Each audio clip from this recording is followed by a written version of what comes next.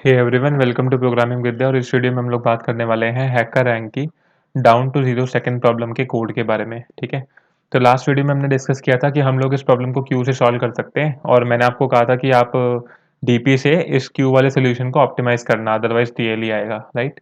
तो अभी हम लोग देखते हैं कि हम इस डीपी से क्यू वाले सोल्यूशन को ऑप्टिमाइज कैसे कर सकते हैं, एंड देन वील सी कि हम लोग इसको कोड कैसे करेंगे। ठीक है, तो ऑप्टिमाइज करने के लिए एक एग्जांपल ले लेते हैं। मैं फिर से एक बार कंस्ट्रेंट्स यहाँ पे लिख देता हूँ कि ये मुझे पता था कि n को मैं अगर a इंटू बी की फॉर्म में रिप्रेजेंट कर पाऊँ, जहाँ पे a भी नॉट इक्वल टू वन हो और b भी नॉट इक्वल टू वन हो, तो इस केस में मेरा सोल्यूशन आएगा max of a comma b। ठीक है, या फिर मैं n को रिड्यूस कर सकता हूँ n माइनस वन में। ये दो पॉसिबिलिटीज थी।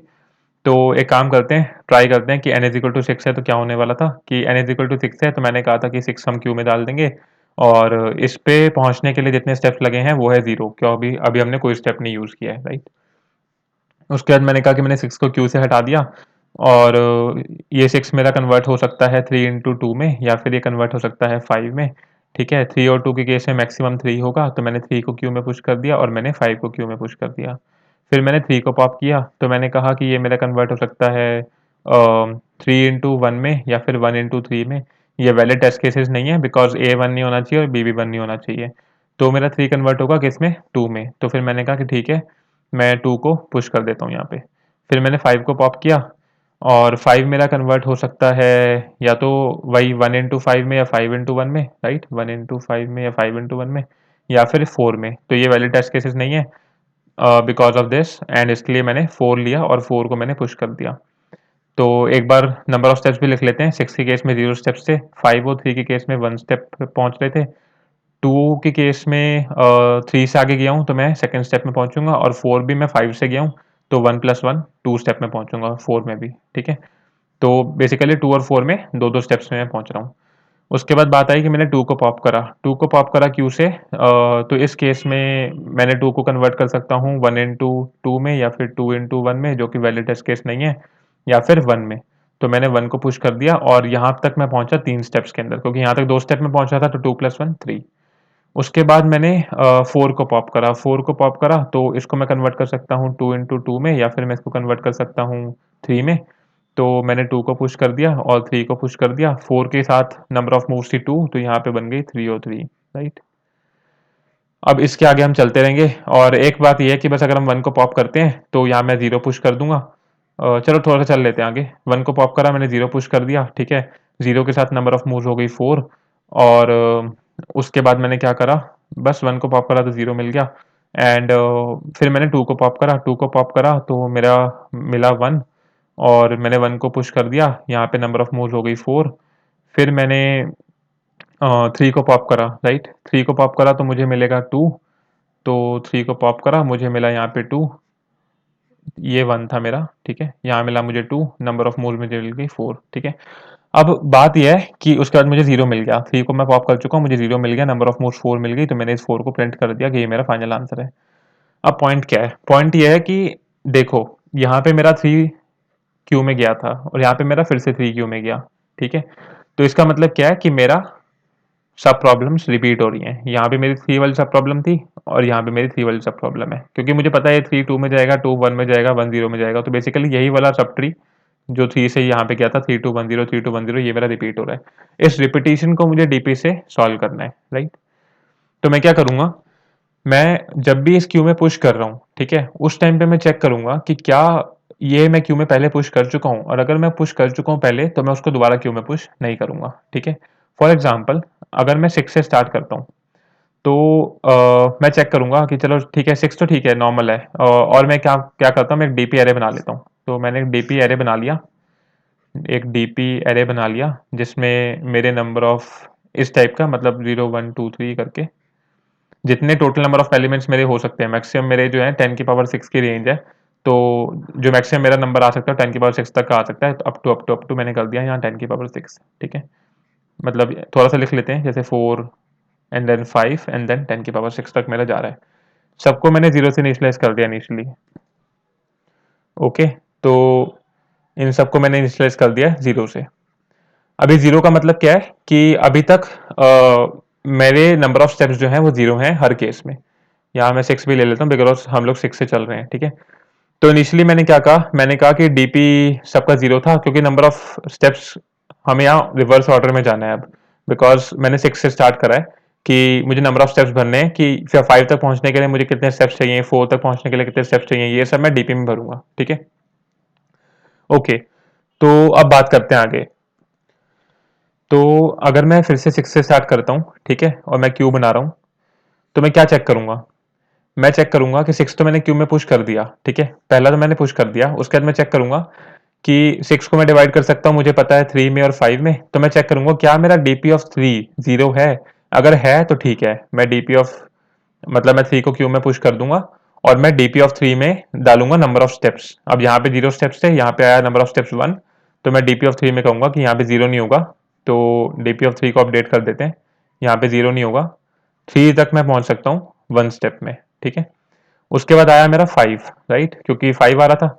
डीपी ऑफ 5 क्या 0 है? डीपी ऑफ 5 बिल्कुल 0 है।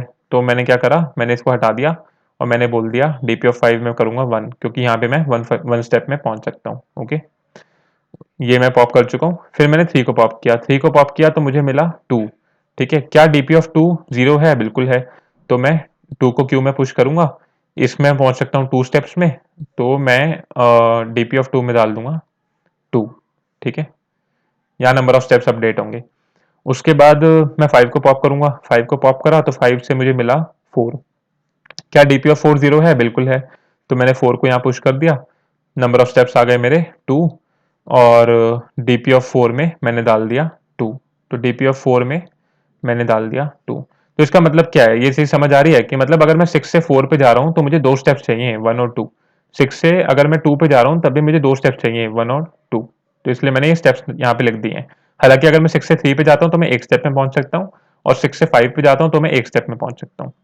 ओके, उसके बाद मैंने 2 को पॉप किया, 2 को पॉप किया तो उसके बाद मुझे मिला था 1। तो मैंने 1 को पहले चेक किया कि क्या डीपी ऑफ 1 0 है? बिल्कुल है। तो मैंने 1 को क्यू में पुश कर दिया और मैंने कहा कि डीपी ऑफ 1 जो है वो मेरा हो जाएगा यहाँ पे, जितने स्टेप्स मुझे लगेंगे 1 तक पहुंचने के लिए। अब 1 मेरे लगेंगे 3 स्टेप, क्योंकि मैं 2 के बाद 1 पे जा रहा हूँ, तो डीपी ऑफ 1 में आएगा 3, ठीक है। उसके बाद मैंने 4 को पॉप किया, 4 को पॉप किया तो मेरा जाएगा 3, यहाँ पे क्यू में जाना चाहिए 3। अब ये अच्छा केस है, 4 को पॉप किया तो मेरा क्यू में जाना चाहिए 3, क्योंकि 4 के बाद 3 आ रहा है, राइट। मैंने चेक किया क्या डीपी ऑफ 3 0 है? अब डीपी ऑफ 3 0 नहीं है, क्योंकि 3 मेरा ऑलरेडी कंसिडर हो चुका है, कहाँ पे? यहाँ पे। तो इसलिए मैं इसको पुश नहीं करूंगा क्यू में, और इसको मैं डिस्कार्ड कर दूंगा। तो इस केस को मैंने डिस्कार्ड कर दिया, इस केस को मैंने डिस्कार्ड कर दिया। फिर मेरा बचा क्या क्यू में? 1 बचा, मैंने 1 को पॉप किया, 1 को पॉप किया तो अब मेरा क्या जाना चाहिए? ठीक है, चलो मैंने 1 को पॉप किया, 1 के बाद मेरा आता है 0। तो मैंने चेक किया क्या डीपी ऑफ 0 0 है? बिल्कुल है। तो मैंने कहा ठीक है, मैं 0 डालूंगा और नंबर ऑफ मूव्स होंगी 4। तो क्या हुआ, डीपी ऑफ 0 में नंबर ऑफ मूव्स हो गई 4, ठीक है। और फाइनली मैंने रिटर्न क्या किया, क्योंकि अब मेरा सोल्यूशन खत्म हो गया, मेरा क्यू एम्प्टी हो गई, क्योंकि अब मैंने क्यू में 0 बचा था, मैंने फिर से क्यू में पॉप किया तो मेरा आंसर आ गया 0। और मुझे जब जैसे ही मेरी क्यू एम्प्टी हो गई, मेरा लूप खत्म हो गया। फिर मैंने चेक किया कि डीपी ऑफ 0 पे क्या पड़ा था, मतलब 0 तक पहुंचने के लिए मेरे कितने स्टेप्स लगे। तो डीपी ऑफ 0 में मुझे मिलेगा आंसर, तो डीपी ऑफ 0 में मुझे मिलेगा आंसर कि 0 तक पहुंचने के लिए मेरे जो नंबर ऑफ स्टेप्स लगे वो मिले 4, ठीक है। तो आई होप ये चीज़ क्लियर हो गई होगी कि हमारा डीपी एरे कैसे कंस्ट्रक्ट हो रहा है, और हमें जो फाइनल रिजल्ट मिलेगा वो मुझे डीपी ऑफ 0 में मिलेगा, बिकॉज मुझे पता लगाना है कि 0 तक पहुंचने के लिए मुझे कितने मिनिमम नंबर ऑफ स्टेप्स लग रहे हैं, ठीक है। और यहाँ पे मेरी रिपीटिशन भी नहीं आई, क्योंकि जो 3 वाला केस था, जो 3 के केस में मुझे 3 को फिर से पुश करना था, वो मैंने कंसिडर ही नहीं किया, तो इसलिए मेरा यहाँ पे वो केस आया ही नहीं। ओके, ऑल्दो यहाँ पे 2 वाला केस आएगा, क्योंकि 4 के बाद हम लोग 3 और 2 दोनों डाल रहे थे ना, मतलब 4 के केस में 3 और 2 दोनों आ रहे थे, वो 2 वाला हमने यहाँ कंसिडर नहीं किया। बट आई थिंक 2 वाला भी नहीं आएगा, बिकॉज 2 भी ऑलरेडी डीपीआरए में प्रेजेंट था, तो इसलिए 2 भी नहीं आएगा। तो ठीक है, हमने सही बनाया, और डीपी ऑफ 0 में मुझे मिल गया 4। तो एक बार इसका कोड देख लेते हैं कि हमें कोड कैसे करना है। तो मैंने क्या किया, ये मेरा फंक्शन है डाउन टू 0। सबसे पहले मैंने एक क्यू इनिशियलाइज कर दी, और मैंने एक डीपी एरे बना दिया 10 की पावर 6 के लिए। तो क्योंकि मेरा 10 की पावर 6 तक जा रहा है, तो इसलिए मैंने एक एक्स्ट्रा बनाया, एंड मैंने इनको 0 से इनिशियलाइज कर दिया, इस पूरे एरे को, ठीक है। उसके बाद मैंने n को क्यू में पुश किया, जैसे मैंने 6 को क्यू में पुश किया था इनिशियली, तो ऐसे ही मैंने n को क्यू में पुश कर दिया। फिर जब तक मेरी क्यू एम्प्टी नहीं है, तब तक मैं क्या करूंगा, क्यू से फर्स्ट एलिमेंट उठाऊंगा, जो भी मेरा फर्स्ट नंबर है, यानी कि जो करंट नंबर है उसको मैं क्यू से उठाऊंगा, उसके बाद मैं क्यू को पॉप कर दूंगा, मतलब वो फर्स्ट नंबर मैंने पॉप कर दिया, ठीक है। अब अगर मेरा करंट नंबर 0 है तो मुझे इस लूप को ब्रेक करना है, क्योंकि अगर मेरा क्यू में जो पॉप किया हुआ नंबर है वो 0 है, इसका मतलब मेरा सॉल्यूशन मिल गया है और मुझे क्यू को ब्रेक करना है, मतलब मुझे लूप को ब्रेक करना है, तो इसलिए मैंने यहाँ ब्रेक कर दिया। ओके, इसके अलावा क्या करूंगा मैं कि अगर ऐसा नहीं है तो मैं चेक करूंगा if DP of current number -1 equal to 0, because अगर मान लो कि तुम 4 को निकाल रहे हो, ठीक है, लेट्स से तुम 4 को पॉप कर रहे हो, तो दो पॉसिबिलिटी बनती है ना, या तो 2 into 2 या फिर 3।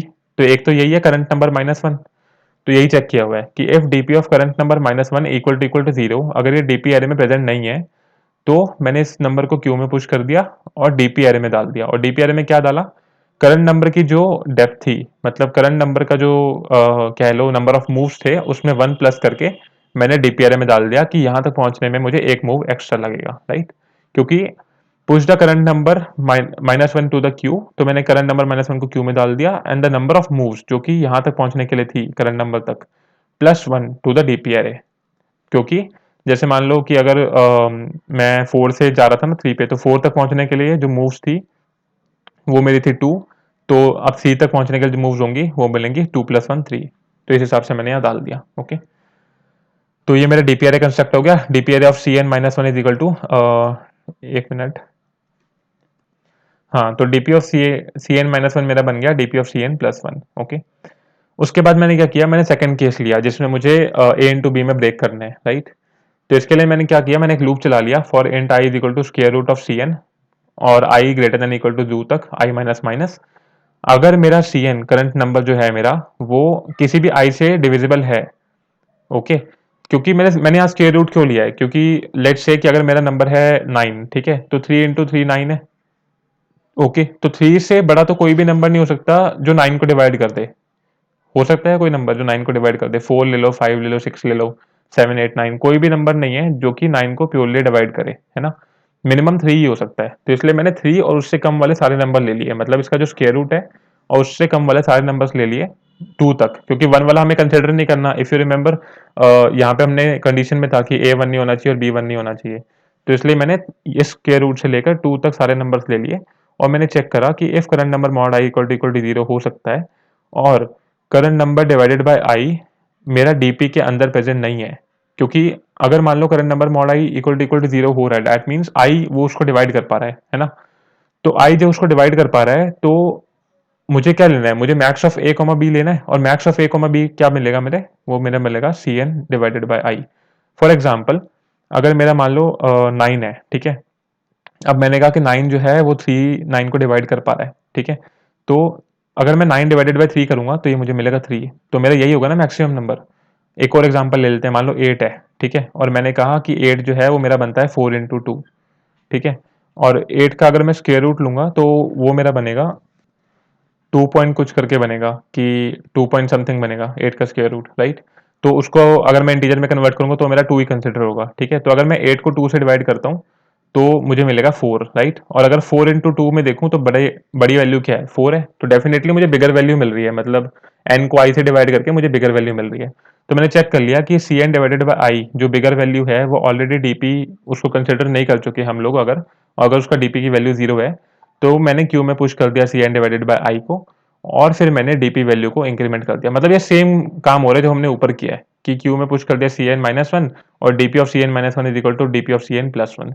सिमिलरली क्यू में पुश करा C N divided by I और DP of C N divided by I is equal to DP of C N plus one, क्योंकि हमारा नंबर ऑफ मूव्स तो एक से इंक्रीमेंट होंगी, और c N divided by i को मैंने कह दिया कि भाई अब मुझे ये वाला नंबर मिल गया जो मैंने अपने क्यू में पुश करा है, ठीक है ना।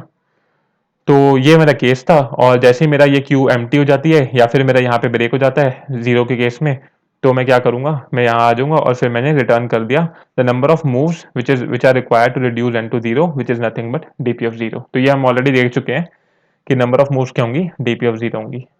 तो एक बार इस कोड को चला के देख लेते हैं हैकर रैंक पे। तो ये रहा मेरा प्रॉब्लम और ये रहा सोल्यूशन, वही मैंने कर रखा है पूरा का पूरा, क्यू बना रखी है एंड फ्रंट एलिमेंट निकाला, अगर 0 है तो ब्रेक कर दिया, और सी एन माइनस वन के लिए कंसिडर कर लिया और उसको डीपी में उसकी नंबर ऑफ मूव्स को डाल दिया। Similarly c n mod i के लिए कंसिडर कर लिया जो जो डिविजिबल्स हैं और उसके डीपी में अगर 0 है तो डीपी में नंबर ऑफ मूव्स को डाल दिया, राइट। तो ये सब करने के बाद मैंने फाइनली रिटर्न किया number of moves to reduce n to 0, और ये मेरा हो गया डीपी ऑफ 0, राइट। इसको सबमिट करके देख लेते हैं।